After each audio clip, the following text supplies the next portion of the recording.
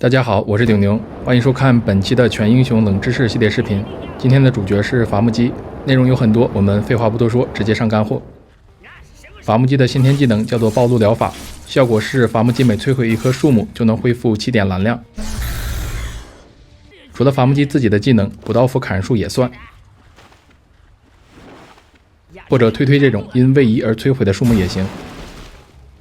如果是其他人对伐木机使用推，虽然是伐木机的身体把树木摧毁了，但触发不了暴露疗法。然后只有地图上的原生树木才算，小松鼠、先知或者铁树枝干这种重的树不算。做传送门之前丢个盘子，然后跨地图收回盘子，理论上能恢复很多魔法值。然后暴露疗法可以被破坏。伐木机的2个命石，一个跟2技能伐木巨炼有关，一个跟大招有关，我们后面聊到具体技能的时候再细说。1技能死亡旋风，目标除了受到伤害，还会损失 13% 的主属性。如果是全台英雄，3维会分别失去 5%。目标是力量或者全台英雄的话，则他的血量变化会非常复杂，尤其是归还力量的时候。因死亡旋风 debuff 失去力量，目标不会保持血量百分比，是当前血量和最大血量一起减少。进行了力量相关的血量调整之后，再造成220点的死亡旋风技能伤害。这里一个100点力量、1000血的斯温，吃到一发满级死亡旋风之后，还剩494的血。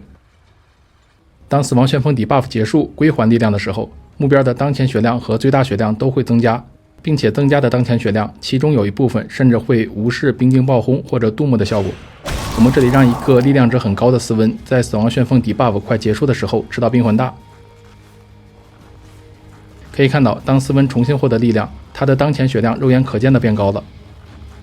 一般来说，如果一个人中了冰魂大或者末日大，通过获得力量的手段也无法做到让当前血量增加，此时切假腿或者切臂章只会加速自己的死亡速度，所以死亡旋风归还力量时的结算还是挺特殊的。这下具体能回多少血，刀塔百科里面能找到详细的公式拆解，感兴趣的老哥可以暂停看一下。刚才斯温之所以能顶着冰魂大回血，就是因为这一部分。连续使用死亡旋风的话， debuff 可以叠加，是2个相互独立的 debuff， 然后可以被驱散。死亡旋风的技能伤害还跟锯断树木的数量有关，每棵树多32点伤害，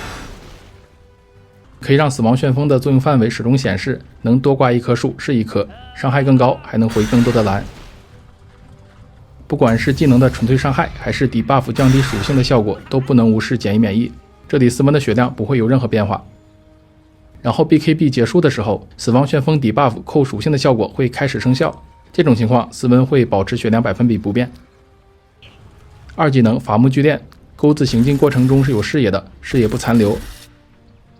新手一点的玩家怕空钩的话，可以点数释放，这样伐木机一定是先走到施法距离之内再出钩，或者点在树前面一点也行，因为伐木巨炼有一个90码的树木抓取范围。关于打断伐木巨炼的位移，需要分2种情况讨论：一是钩子出手之后位移开始之前，2是位移开始之后。如果位移已经开始了，此时伐木机受到控制效果会立即结束位移。如果是在位移开始之前吃到控制，伐木机依然会进行一小段的位移，然后被打断。然后这一小段也可以对敌人造成伤害。吹风本质上也是一种强制位移，后施加的位移效果会覆盖掉先施加的。如果伐木巨炼的位移已经开始了，此时吹风可以打断。如果伐木机是位移开始之前被吹，则伐木巨炼的位移会覆盖掉吹风。钩子出手之后，如果伐木机坐标发生改变，伐木机依旧会朝着既定的树木发生位移。有一个经典的镜头是被劈尸的伐木机通过伐木巨炼再拽回来。还有跳刀伐木机的操作也是基于这个原理，可以冲进人群打消耗，也能对原本刮不到的敌人造成伤害。前面演示的这几种情况都是出钩的位置原本就可以勾中树木。如果是在空钩的前提下发生位移，会有另外一个不太常见的情况出现，就像这样。也就是说，此时伐木机会在新的坐标按着原来的方向搜索终点附近的树木，如果有树，就会从空钩变成钩中，不光是跳刀，有时通过移动也能完成类似的操作。在敌人的视角下，这明显是一个空勾，但伐木机却勾了过来。再比如这个位置，伐木机正常来说是没办法接近莱恩的。如果用刚刚演示的这个操作，先空勾，然后移动，就能做到直接勾到树林里面。不仅能对莱恩造成伤害，还能让接下来的死亡旋风刮到更多的树木。有一个比较常见的操作是在钩子的位移过程中使用死亡旋风，因为位移期间伐木机并不是被控的。不过需要注意的是，一定要确保目标在死亡旋风作用范围之内的时候再使用技能。死亡旋风是瞬发的技能，太早用就刮不到了。虽然视觉效果是死亡旋风的特效划过的目标，然后位移期间伐木机是被缴械的，所以不能像白虎火猫那样在位移过程中加上一次普攻。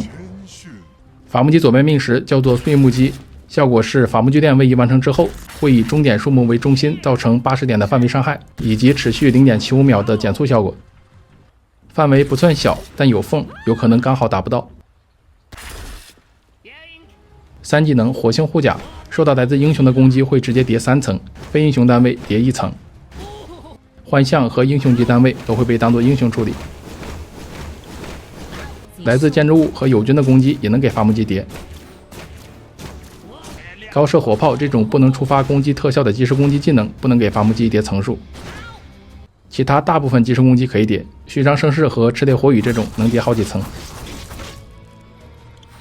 火星护甲层数有上限，满级最多叠42层，层数越高，伐木机的外壳这里就会盖得越多。然后此时伐木机的排气管这里会是冒蓝色的火焰。幻象不能继承本体的当前层数，不过可以自己叠。破坏效果只能阻止伐木机获得新的层数，不能阻止已有的层数给伐木机提供护甲跟回血。伐木机的 A 杖效果是火星护甲可以主动开启，伐木机直接获得最大层数的火星护甲，以及一个初始200点并且能够快速增长或者恢复的生命护盾，最高涨到800点。增长的速度取决于伐木机600范围内敌方英雄的数量，包括英雄级单位，不包括幻象。护盾最多持续8秒钟，到时间会发生爆炸，对600范围内的敌方英雄造成200加上剩余护盾值的伤害，所以拉满就是1000点。A 杖护盾可以被驱散，好在依然可以发生爆炸。伐木机阵亡失去护盾也会爆炸，然后 A 杖护盾不能被打爆，伤害再高也会一直涨。连续使用 A 杖火星护甲不能叠加，只是重置 buff 的持续时间，依然是最多800点的护盾。这种情况头顶的倒计时不会被重置，所以会出现倒计时结束了，结果并没有引爆的情况。一定要等到 buff 结束才引爆。然后护盾的爆炸伤害不能对非英雄单位造成伤害，幻象和英雄级单位可以。伐木机的魔晶技能叫做喷火装置，开启之后对面前的敌人施加一个持续伤害的 debuff， 秒伤70%，还有 30% 的减速效果。debuff 能对建筑施加，造成 40% 的伤害。喷火装置也能作用于树木，和一般的破树技能不一样，喷火装置是把树木点燃，5秒之后树木被烧毁。喷火装置能提供一小片的视野，所以这里能看到坡上的莱恩。但视野的起点并不在自己的面前，如果离高台太近的话，可以看到这下就看不到莱恩了，稍微离开点距离才能看到。大招锯齿飞轮，伤害分为刮到人时的飞行伤害，以及在目的地造成的持续伤害。飞行伤害是200点，一来一回就是400。当敌人即将走出盘子范围的时候，记得提前收回盘子，能多打200点的纯粹伤害。持续伤害是每跳50 0.5 秒一跳，并且伤害间隔是固定的。比如这里莱恩和女王在不同时间走进盘子的范围，但他们受到每跳伤害的时刻肯定都是一样的。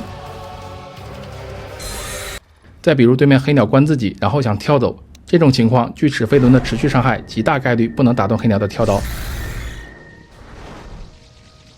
因为黑鸟出来之后不是立马受到伤害，一定要等到锯齿飞龙既定的伤害间隔。所以这种情况正确的做法是晚一点丢飞盘，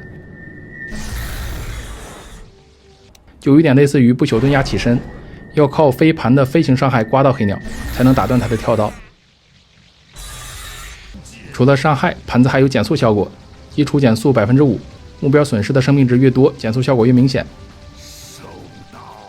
然后盘子不能在距离自己太远的地方停留，如果超过2000码，盘子会自动强制回归。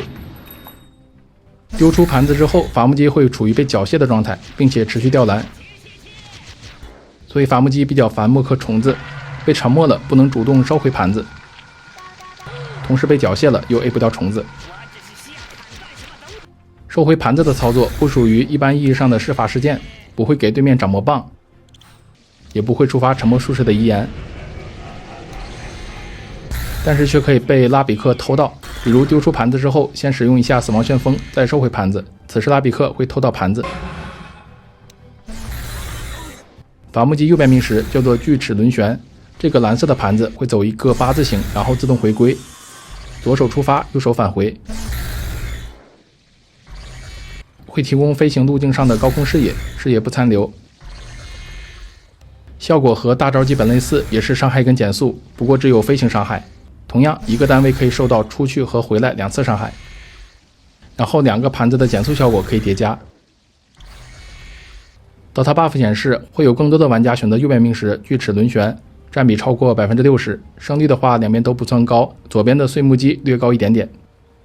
视频最后展示下伐木机的英雄克制关系排行榜，给老哥们实战里选人的时候提供一个参考，左边是最被伐木机克制的，右边是最克伐木机的。OK， 以上就是本期视频的全部内容。